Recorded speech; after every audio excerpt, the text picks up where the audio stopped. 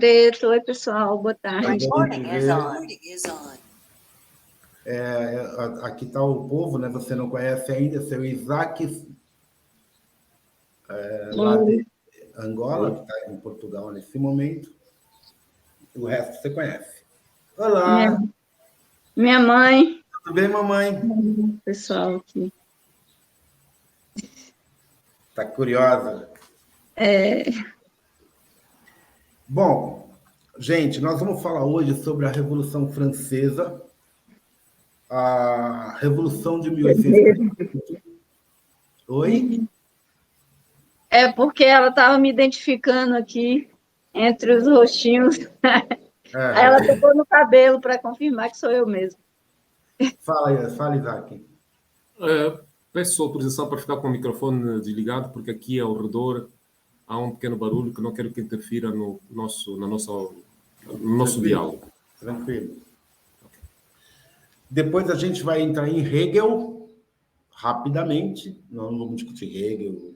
Nós vamos discutir Hegel a partir dos hegelianos de esquerda, né? Que lá vai ter as grandes divergências, e aí nós vamos ter as grandes discussões teóricas modernas entre anarquismo, socialismo e marxismo ou comunismo. Bom, a primeira questão é saber que na Revolução Francesa havia um grupo de radicais, aqueles que não aceitavam a forma com que a Revolução, que tinha o slogan liberdade, igualdade, fraternidade, estava se organizando. Se vocês não sabem, tinha um frei chamado Seyes, que lançou um documento, um panfleto, que ficou muito famoso, né? Que é o que era o terceiro Estado. O que é o terceiro Estado? Nesse documento, ele faz uma leitura de Rousseau enviesada. Nessa leitura de Rousseau, porque o Rousseau era contra a representação, né?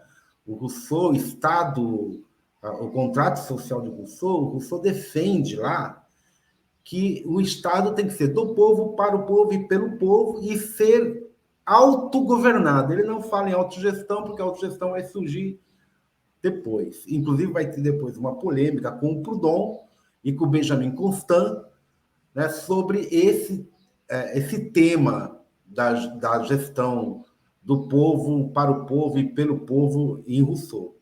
Mas o Seyers, nesse O que é o terceiro Estado, ele próprio responde: o que é o terceiro Estado? É nada, né? Ele pregava o quê? Que a convenção, que a revolução fosse feita através de representantes do povo. Então, pela primeira vez, surge, depois de Locke, uma ideia lockeana de... Locke é um teórico inglês, filósofo inglês, que ele pregava dois tipos de fórmula, né? O poder monárquico, por um lado, e a Assembleia do Povo, por outro. Só que essa Assembleia do Povo era uma Assembleia de representantes do povo. E que a revolução era sempre uma revolução explícita, ou seja, que o povo reunia ali, definia o governo, inclusive a sua obediência a esse governo, né? Ao contrário de Hobbes, que achava que o contrato social, que a sociedade se dava de forma tácita, na medida que os interesses das pessoas levavam as pessoas a se juntarem, né, elas percebiam, para o Rousseau, para o Hobbes, a necessidade da criação da sociedade civil e também da criação do Estado. Fala, Chicão. Estou só mexendo aqui. Ah, tá. Bom, então, Seyes lança esse documento e ele é um padre, tem influência, blá, blá, blá, e ele muda o processo revolucionário lá. Até esse texto, a revolução ainda não tinha um caráter efetivamente republicana burguesa, né, e representativa. Porque até então a ideia de representação simplesmente não existia mais.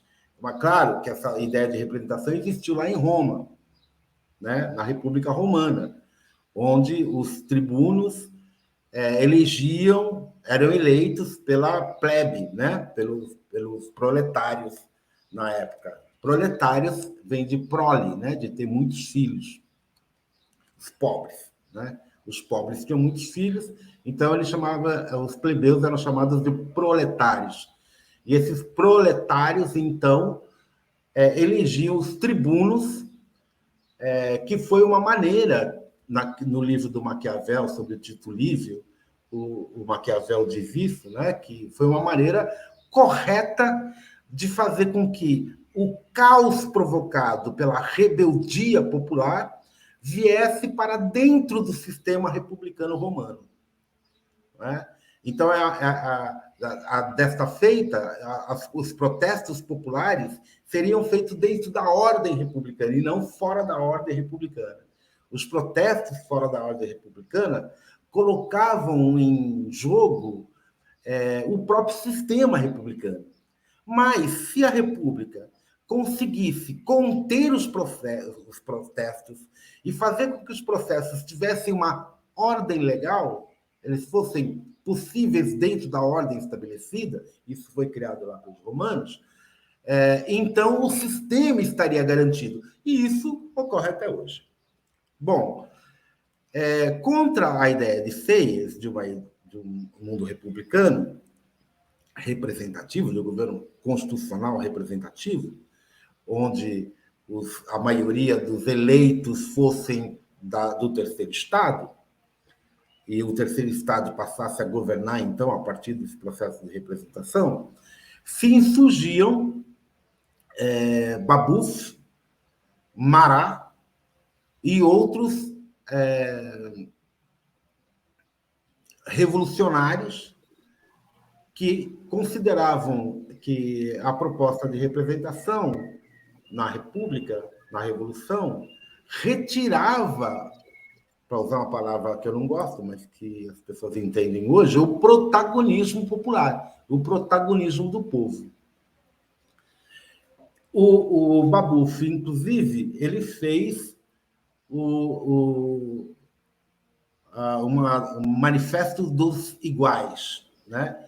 E nesse manifesto dos iguais, que a gente já leu na semana passada, eu já falei dele na semana passada, ele fala exatamente isso. Olha, a ideia republicana, a ideia de representação formal, de legalidade formal, ela não é material, porque a classe trabalhadora, os proletários, aqueles que não têm nada, os camponeses, continuam sendo servo no campo e continuam sendo escravos na vida da cidade.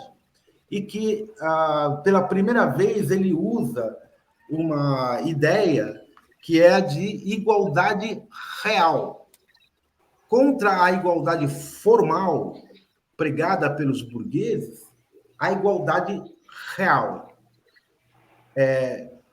Então, como eu disse, e tinha o Marat, o Jean Marat era um jornalista, digamos assim, ligados ao sans-culottes, que eram os proletários da cidade, os deserdados da cidade, que foi aquele que dirigiu a revolta da Bastilha, né? E que efetivamente produziu o processo revolucionário junto à população proletária. Bom, o Marat, diferentemente do Babeuf, o Marat era a favor de um governo forte contra a burguesia, né? E esse governo forte acabou possibilitando, inclusive, o próprio assassinato dele por envenenamento.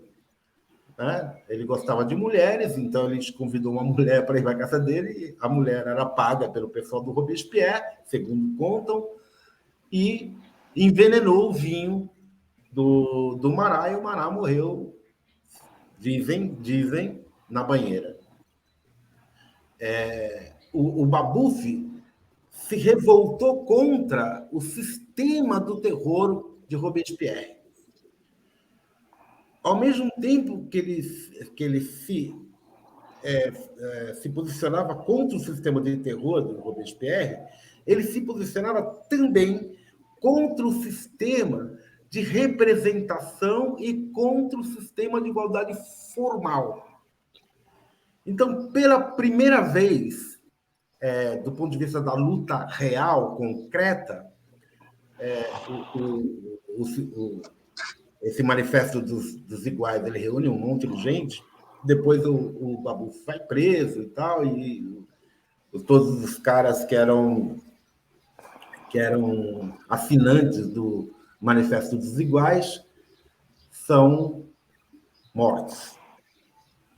Bem, é em cima de Babeuf, principalmente, que surge o questionamento sobre a Revolução de 1789, o questionamento masculino. Por outro lado, surgiu um livro, uma expressão me ajuda no nome, ô Chicão, da Mary Wollstonecraft. Mary Wollstonecraft. Isso. Wollstonecraft. Tá, é esse nome aí.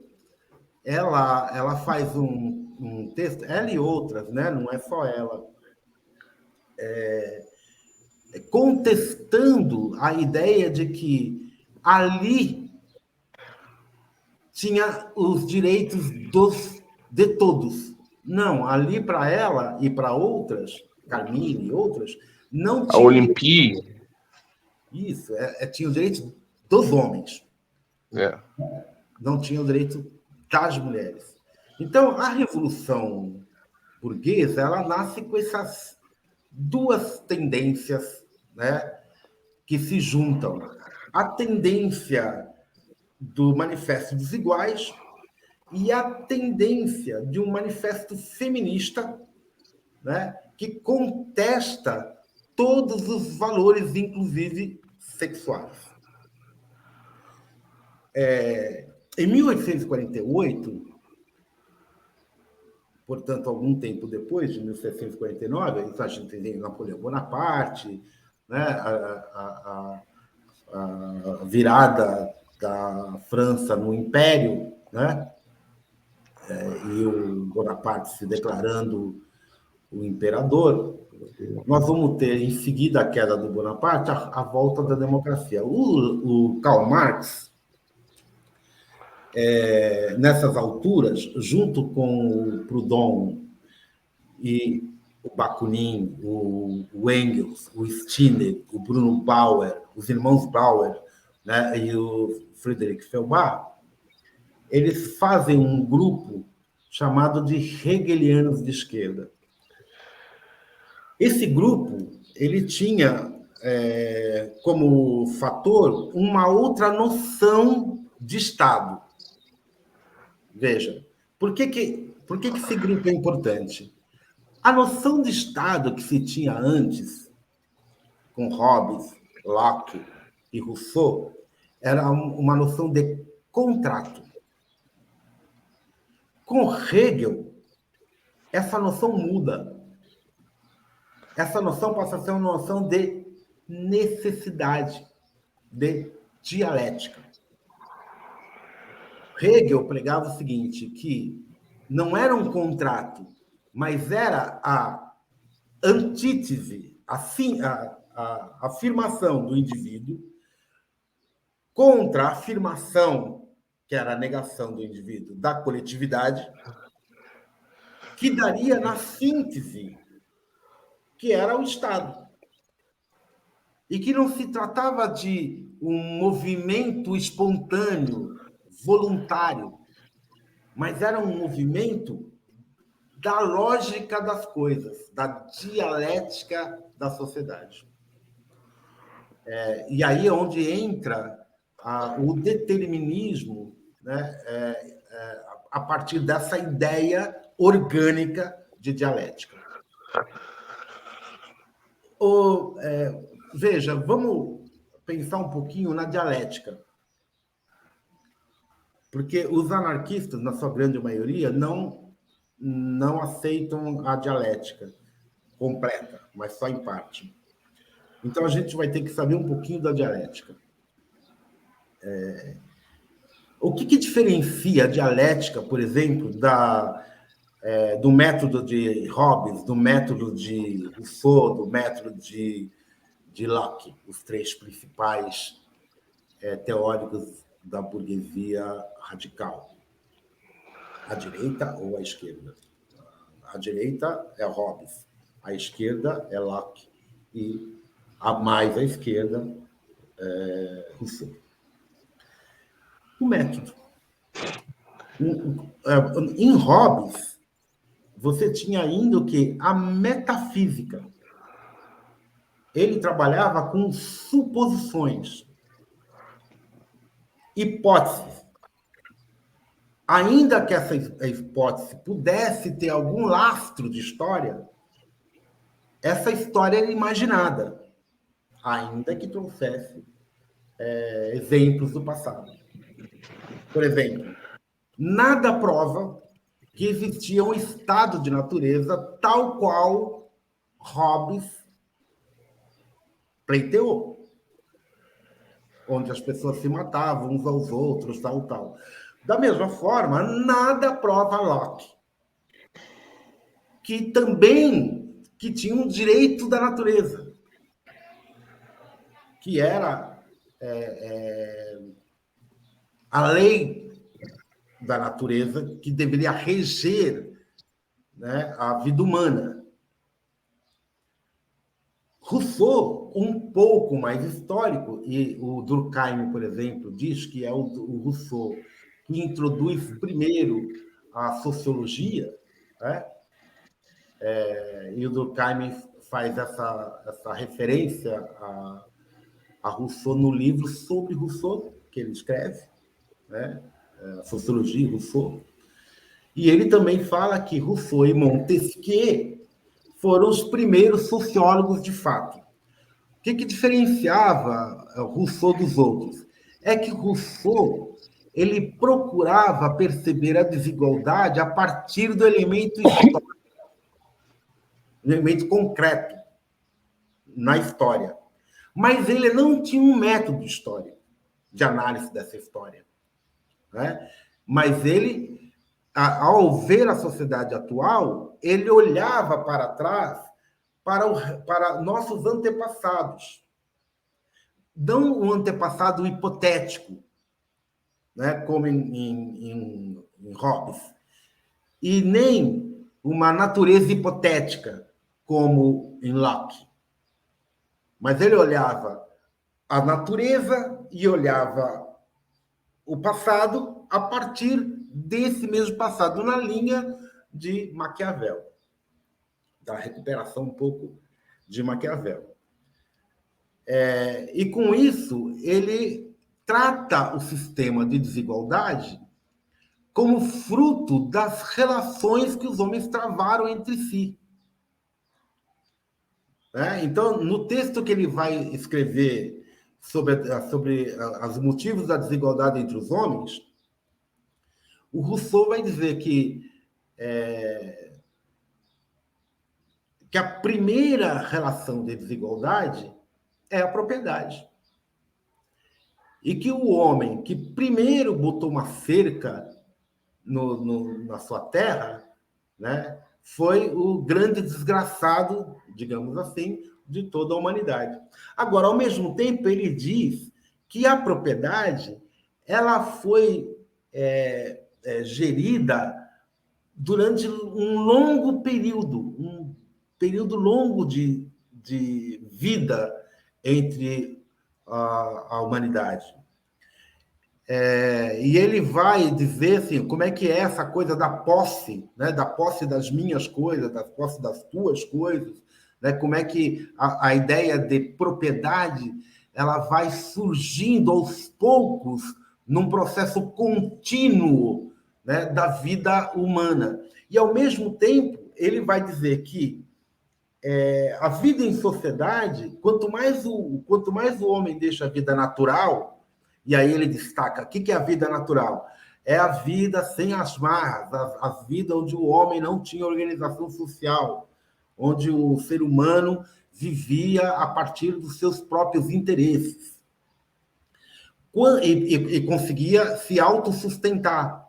Ele era um ser humano autônomo, e aí não importa se homem ou mulher, era um ser humano autônomo e que, na natureza, podia pegar o que necessitasse para si, para garantir essa autonomia. Ora, quando os seres humanos começam a se juntar, então os seres humanos começam também a criar dependências entre si. E que eram essas dependências que faziam com que o ser humano se tornasse mais torpe, mais vil, mais viciado em poder, mais vaidoso, mais, enfim, um monte de adjetivos que o Rousseau dá. Mas o Rousseau, como eu disse antes, ele vai pegar esse elemento histórico, mas ele vai pensar essa história lá atrás, sem a utilização de um método específico de história. O que Hegel faz? Hegel, ele pega a história e diz o seguinte, não, aqui na história, né, tem um método de análise dessa história. E esse método de análise da história, tanto é que ele vai escrever a história da filosofia, né, o Hegel, ele vai ver no percurso histórico o quê? As contradições e as sínteses. Então, o método dele implicava em você ver que cada movimento de um na história implicava no movimento de outro, contrário, naquela mesma história, e que o choque entre esses dois movimentos daria um terceiro movimento, que era a síntese de um processo dialético.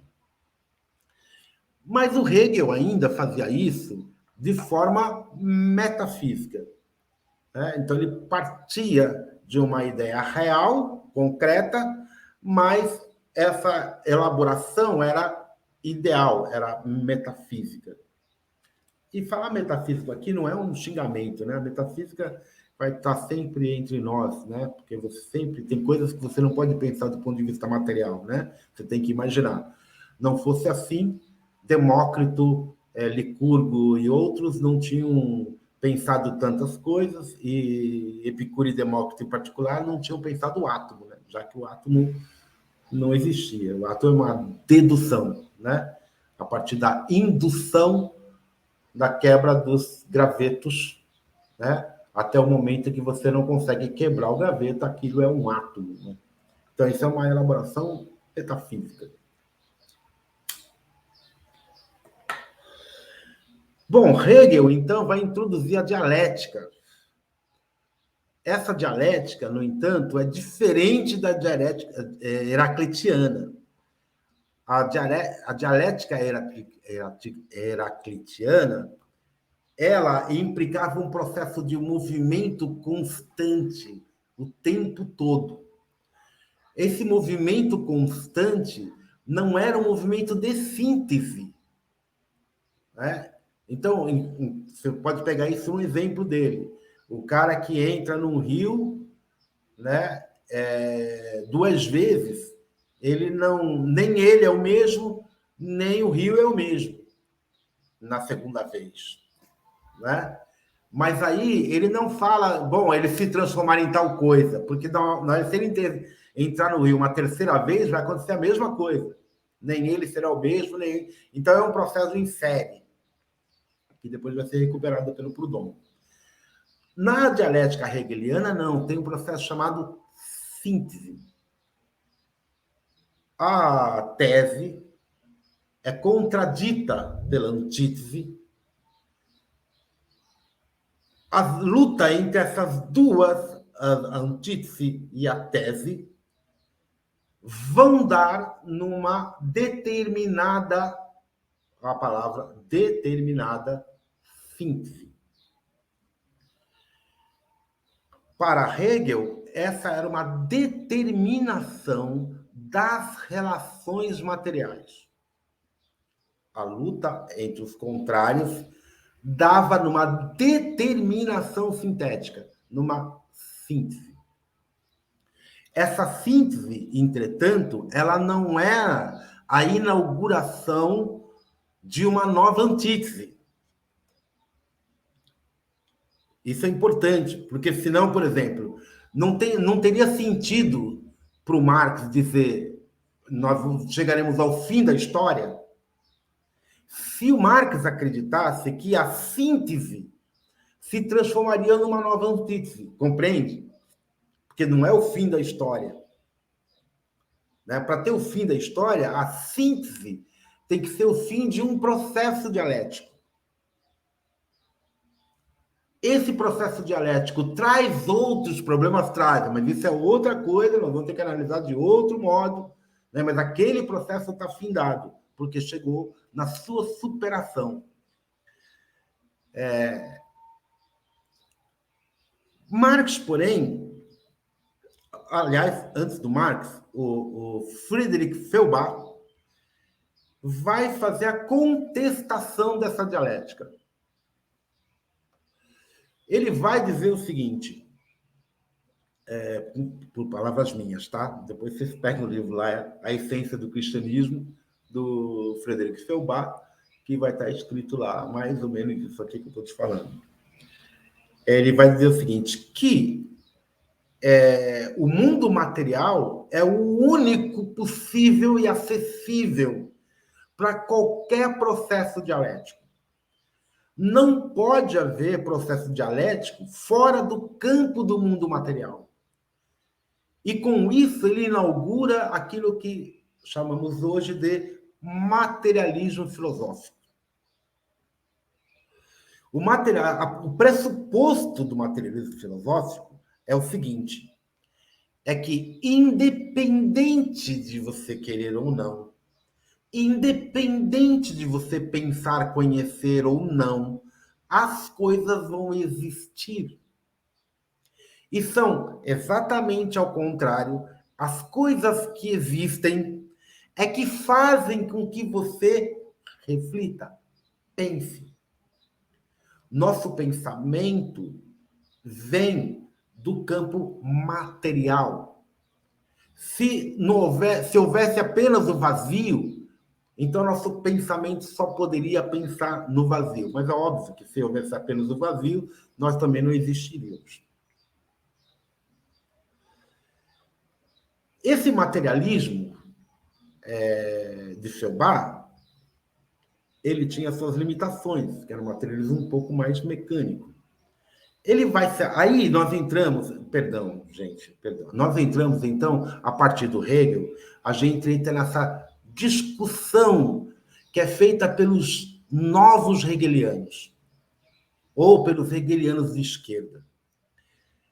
E ali tem um papel fundamental esse tal de Friedrich Feuerbach. Depois, o Bauer, o Bruno Bauer e o Otto Bauer vão soltar um outro documento contestando Feuerbach, e o Stirner vai soltar um outro livro contestando Feuerbach e Bruno Bauer, mas também, por consequência, vai protestar contra o Marx e o Proudhon. Veja, nós estamos falando desse grupo de hegelianos. O Marx, ele vai introduzir na dialética, e aí que ele fala que ele chama de inversão dialética, né? O Marx fala que vai colocar dialética de ponta cabeça, dialética hegeliana de ponta cabeça. O que é que significa de ponta cabeça? É porque o Hegel partia do pressuposto do ideal, do pensamento. Né? Se eu penso, a coisa existe. Se eu não penso, a coisa não existe. Ou pelo menos existe para mim, na minha constituição enquanto eu, no campo do meu conhecimento. Então, mas isso que vai dar em um outro grande filósofo idealista, esqueci o nome dele, depois eu lembro. Ele é muito bom. Apesar de ser idealista, é muito bom. Que diz o seguinte, olha, o mundo das ideias é o mundo que organiza o mundo material. Marx vem e diz o contrário disso. Essa é a inversão. Marx diz, não, é o mundo material, veja lá, seu bar, né? É o mundo material que organiza o mundo das ideias. Então, essa é a inversão que o Marx faz na dialética hegeliana. Né? Porque o que é a superação? É o campo das ideias. Entre uma tese e uma antítese, a superação só pode ser feita pelo campo racional, pelo mundo racional. Essa superação não é das coisas em si, mas de como a gente pensa as coisas em si. Marx vai dizer ao contrário, falando, não, a tese, a antítese, vai dar numa relação material também de síntese. Né? Então, seria importante, a partir desse momento, introduzir nesse materialismo alguma coisa que fosse vinculada ao humano. Ele introduz a história. Mas como é que ele introduz a história? Se você pegar de Rousseau para trás, ou de Marx para trás, a história é vista a partir dos grandes personagens, ou dos grandes momentos épicos. Tá? A guerra de não sei o que, a guerra de Peloponeso. Então, Diógenes Laércio vai discutir lá, ou Plutarco vai discutir a guerra de Peloponeso. Né? Troia, a guerra de Troia. São eventos, né? São coisas de eventos. E dentro desses eventos, você vai pegar a história de um herói, né? De uma pessoa. A história de Napoleão Bonaparte, a história de Robespierre, né? Estava concentrado nessa relação entre história e aqueles que eram os protagonistas dessa história do ponto de vista individual. O que o Marx vai introduzir aí? Ele vai introduzir aquilo que o Proudhon tinha introduzido antes no livro O que é a Propriedade. O que Proudhon dizia nesse livro? Ele dizia mais ou menos assim, que a história dos homens é a história da luta de classes. É a história da contradição entre o explorador e o explorado. E que essa história é uma história material, né? Que essa é uma história de luta entre esses contrários. Aqui não vamos nem entrar na discussão do machismo de Proudhon. Naquela época, a maioria era machista, né? O Proudhon, Marx, o Engels, todo mundo ali. O que se salvava era o Bakunin. O Bakunin se salvava ali, né? E o Stirner, né? Se salvava no machismo. Mas o Proudhon, por exemplo, o Proudhon vai falar muitas vezes que a sociedade está afeminando os homens, né? Você tem uma ideia de qual era o conceito. Mas, enfim, o que o Proudhon fala é que existe uma base material. Qual é a base material? A contradição entre os que têm e os que não têm, entre os explorados e os não explorados, os exploradores e os explorados. Marx Engels vai ler esse livro, O que é Propriedade, vai passar para o Marx e vão os dois escrever elogios maravilhosos ao Proudhon, que colocava aí pela primeira vez, depois de Rousseau, a luta entre os proprietários e os não proprietários. E dentro do capitalismo, os exploradores e os não exploradores. Bom, estava aí a base material da história do Marx. E o Marx faz um movimento genial, né, para a época, que é olhar a história, então, a história material, a partir dessa contradição entre explorado e explorador. Então, quando ele olha o Império Romano, quando ele olha o sistema feudal, quando ele olha a Grécia antiga, quando ele olha o sistema atual, ele vê um sistema de classes. Senhores e servos, né?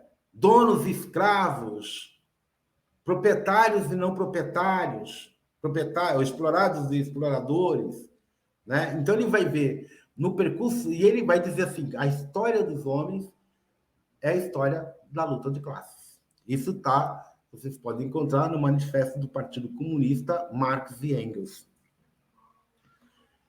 E ele vai, o Engels e o Marx também vão colocar a questão de que a exploração do trabalhador pelo proprietário era também uma exploração de gênero, né? Principalmente por causa do Engels, que vai escrever depois sobre a família propriedade, né? Ele vai dizer que a primeira exploração do homem pelo homem realizada foi a exploração da mulher.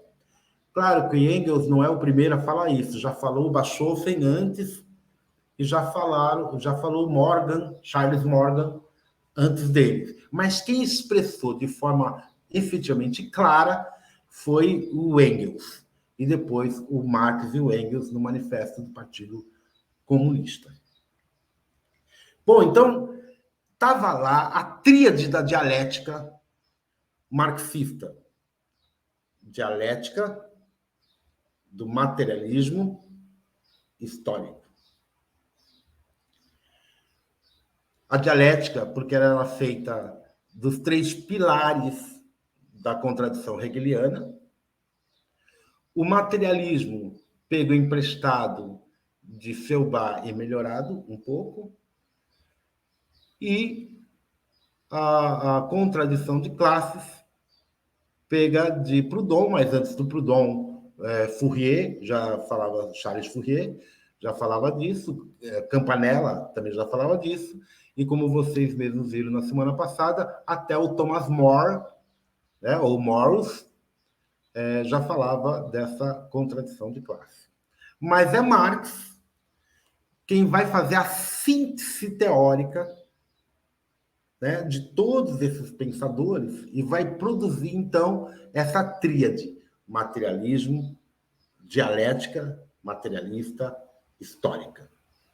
Né? Então, veja, ele junta os 3 e cria um método de pensamento, um método de análise.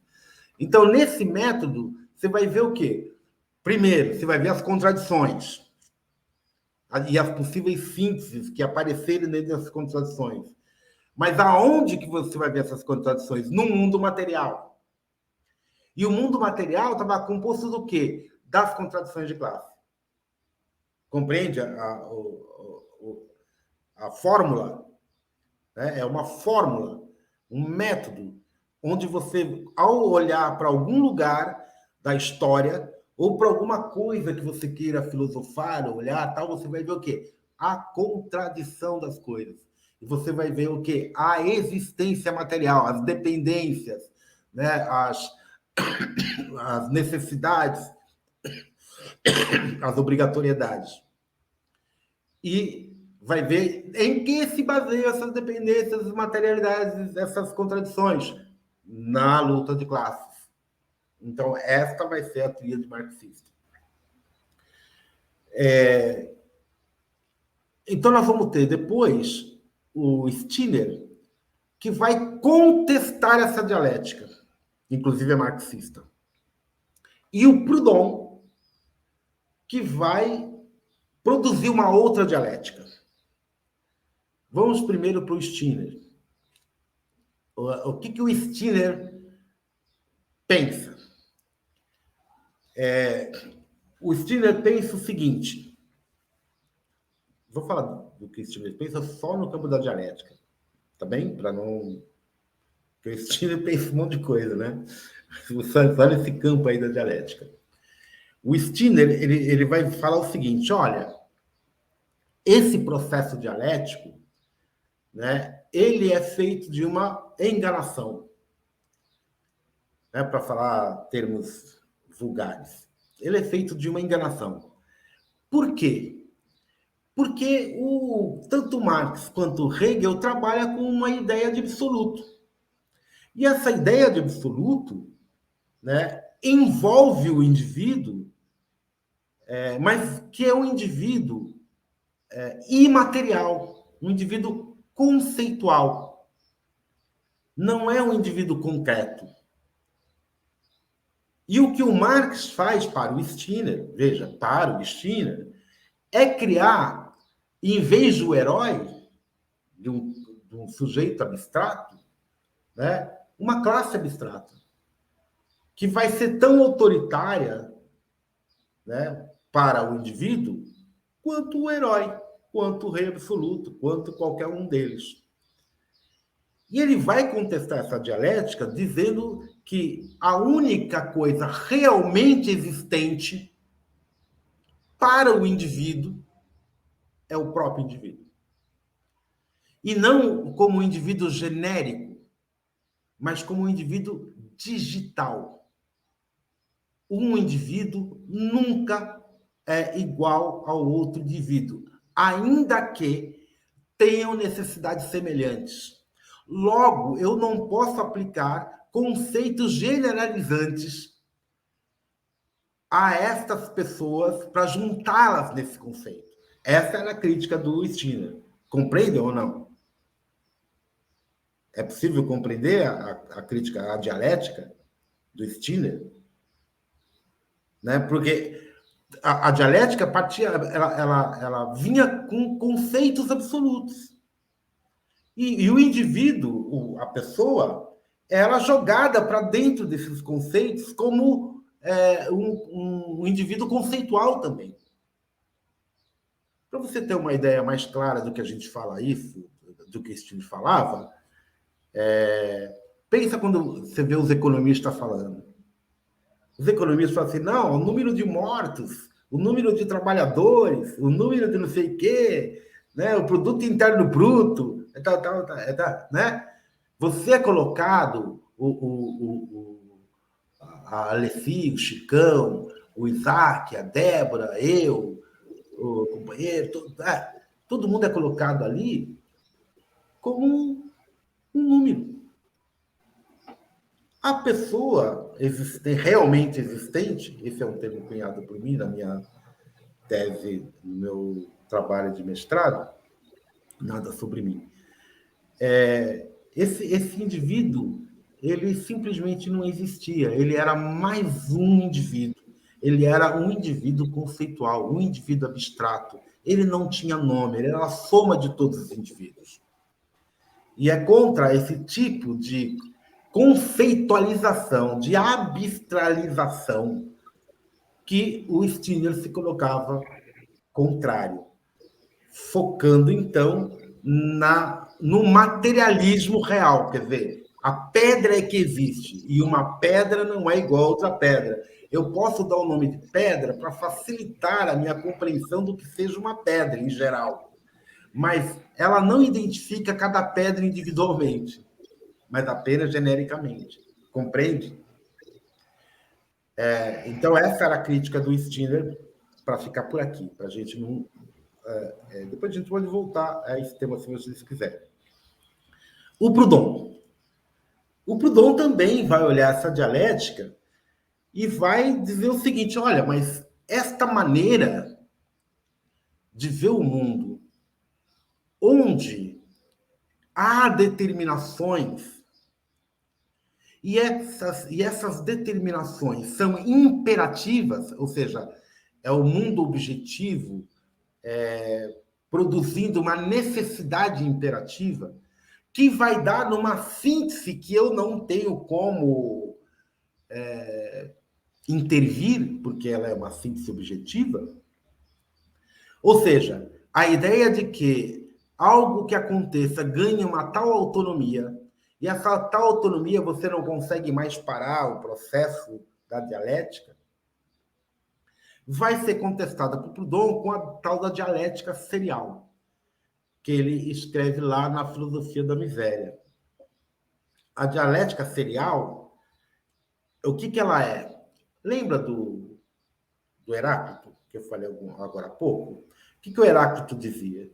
O Heráclito dizia que se você entra 2 vezes no mesmo rio, você, quando sai de lá, nem é o mesmo, nem o rio é o mesmo.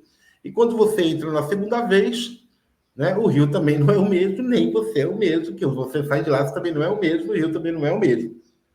E se você entra uma terceira vez, a mesma coisa. Se você entra uma quarta vez, a mesma coisa. Essa é a dialética serial do Proudhon. Na dialética serial, o final de uma contradição é a existência de outra contradição. Não tem síntese. Entende isso ou não? Não tem síntese. Veja, se eu tenho uma contradição aqui, uma tese e uma antítese, no choque dessa contradição, dessa tese e dessa antítese, eu vou criar uma outra afirmação e não uma síntese. E essa afirmação vai ter em si outra contradição. Vai criar junto outra contradição. E assim sucessivamente. Num processo interminável e infinito. É como se a tese já tivesse também uma antítese, e aí elas duas se juntando, criassem uma síntese mais outra tese. Exatamente. Exatamente isso. A dialética serial, ela implica em ter uma série de teses e antíteses. E que cada solução dada a uma contradição implique em novas contradições. Não tem síntese. Fala, Chicão. Não, eu só tô mexendo aqui no celular, cara. Desculpa aí. Veja, isso é importante porque isso vai nos dividir. Isso vai nos dividir. Essa é a primeira divisão que existe no campo dos hegelianos de esquerda. Porque a partir dali eu vejo um mundo de uma tal maneira ou de outra maneira. Ora, se o mundo tem uma síntese, e se essa síntese determina o fim das contradições, então é fácil eu pensar como Marx. O Marx pensa o quê? Olha, qual é a contradição principal do capitalismo? É a exploração entre a burguesia sobre o proletariado. Bom, nessa contradição, nesses termos da contradição, da tese e da antítese, que estão dentro do capitalismo, veja, tentar explicar. O materialismo está ali. O que é o capital, é o mundo onde você vive. Tá? Então, ele está composto ali pelo Marx. O mundo que você vive tem uma contradição. O mundo material, onde você vive, tem uma contradição material. Essa contradição material dá numa antítese, numa tese, que precisam de superação, precisam ser superadas. Essa antítese se dá entre o trabalhador, aqueles que não produzem, aqueles que produzem e aqueles que não produzem, entre os explorados e os exploradores, entre a burguesia e o trabalhador, entre o capital e o trabalho. Como é que eu vou resolver o problema dessa contradição para, então, produzir uma síntese?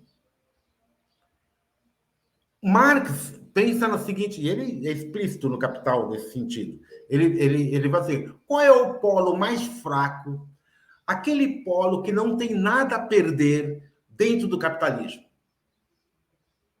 É o trabalhador. Né? Pelo menos naquela época. É o trabalhador. Então, este é o polo revolucionário. Esse é o polo que pode, inclusive, autoextinguir-se. Que a sua autoextinção, enquanto tese ou enquanto antítese, não vai fazer diferença para ele. Ele pode produzir uma nova síntese onde ele não exista. Quem que precisa? Qual dos polos precisa se manter? Quem tem mais a perder? A burguesia. Então, a burguesia vai resistir mais, né? E não vai querer se auto-extinguir. Então, o proletariado era a chave para um processo de extinção das contradições de classe, num processo de produção da superação. A produção da superação se daria naquilo que eu quero chamar aqui de comunismo libertário marxista. O que é o comunismo libertário marxista antes do Manifesto do Partido Comunista? É o mundo das liberdades individuais. O mundo onde não tem mais classes. E um mundo onde não tem mais Estado. Por quê? Porque o Estado, para o Marx, nesse período do jovem Marx, o Estado é o polo organizador da opressão do capital, da burguesia. Ele não podia ser um polo de expressão do proletariado nesse período. Porque no comunismo marxista jovem, o comunismo era uma espécie de libertação, uma superação das contradições sociais. Essa superação, a partir dessa dialética, era definitiva. Acabou essa contradição, acabou, não tem mais luta de classe, é o fim da história. O fim da história, quando Marx fala o fim da história, ele fala o fim da história da luta de classes. Né? Claro que o Marx fala de forma em geral, mas é possível compreender, perdoando Marx pelo equívoco, que o Marx estava falando do fim da história como era antes. O fim da história da luta de classe. Porque toda a história humana, até ali, para Marx, era o quê? A história da luta de classes. Com o comunismo, haveria, então, o fim da história. Né? O fim da história da luta de classes e o início da história do desenvolvimento coletivo e individual do ser humano de forma livre. Preto, isso que você falou do fim da história e tal, é uma coisa muito interessante porque, vamos dizer assim, a história está acontecendo enquanto a gente está vivendo, né? O fim da história é só se a humanidade acabasse mesmo. Então, você especificar essa questão de o fim da história como, né, a história da luta de classes, como o Marx enxergava, é bem interessante mesmo. Sim, até porque o fim da história em si, o Marx não é um estúpido, o Marx é um cara hiper inteligente, o Marx é um gênio. Um gênio, às vezes, do mal, mas é um gênio. Né? Não dá para negar a genialidade daqueles homens que estavam ali. Né? Digo homens que só tinha homem mesmo.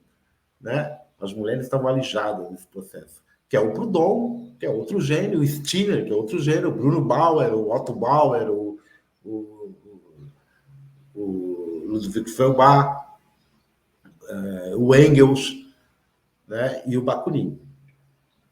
Eram figuras, cada uma do seu jeito, com uma genialidade sem par na história humana. Né? Bom, mas Marx, ao ficar mais velho e ao começar a estudar a economia política, que vai ser contestada por Proudhon, vai mudar um pouco a sua visão. Em 1848, na verdade, esse texto é de 1847, 46, se eu não me engano, o texto do Manifesto do Partido Comunista, ele vai ser mudado em 1848 e vai ser acrescentado lá tanto a ditadura do proletariado quanto um possível acordo com os democratas radicais. No final desse texto, nos adendos do texto do Manifesto Comunista, vocês podem ter a editora Boitempo, tá? Vocês podem verificar lá um plano de ação, e esse plano de ação implicava apoio à democracia burguesa. Né? E também a ditadura do proletariado. Neste Isso momento... tudo em qual livro? Oi, diga. Em qual livro que está essas informações? Manifesto do Partido Comunista. Completo, né? Porque tem na nova edição, né? Tem um manifesto que termina lá, naquela frase proletário de todo mundo univos. Né? Sim. Mas depois disso tem textos táticos. Ah, tá certo. Se não me engano, a edição da Boitempo tem esse... Na edição da Boitempo que eu citei aqui, porque foi lá que eu vi que tinha, né? Quando eu achei esse manifesto completo, eu achei espanhol. Né? Há muitos anos atrás, caiu na minha mão, por sorte, e aí eu li com muito sacrifício, que eu não sabia ler espanhol, enfim, acabei lendo. Bom, ele vai mudar. Né? Ele vai introduzir ali, de forma bem genérica, a ditadura do proletariado. Ele vai considerar que, a partir da Revolução de 1848,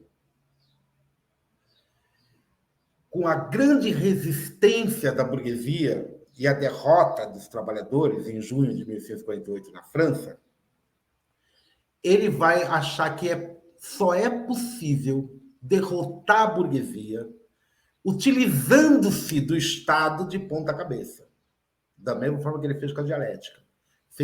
Você faz um Estado do proletariado e esse Estado do proletariado vai reprimir a burguesia, igual o terror que inclusive Lenin e Marx adoram, né? O Robespierre e o terror da... Eles acham, inclusive, que o terror tinha que ser maior, né? Tinha que ser mais... Eles são mais maratianos nesse sentido. O terror é bom. E a partir disso, precisava também organizar um partido que representasse... Lembra lá do Sayers, né? Que eu falei agora há pouco, quando o Sayers fala da representação do terceiro Estado, né? O Marx vai fazer essa ideia da representação do partido, dos revolucionários, não é mais nem dos proletariados, mas dos revolucionários proletários, daqueles que querem o fim da exploração, né? A partir do partido. Né? O partido representa, então, esses revolucionários. E é esse partido que Lenin vai considerar que é o detentor da máquina do Estado, né? E que deve reprimir qualquer manifestação antirrevolucionária. Obviamente que isso é um pouco subjetivo, né? Do que é antirrevolucionário, o que não é, e obviamente isso deu muitos problemas.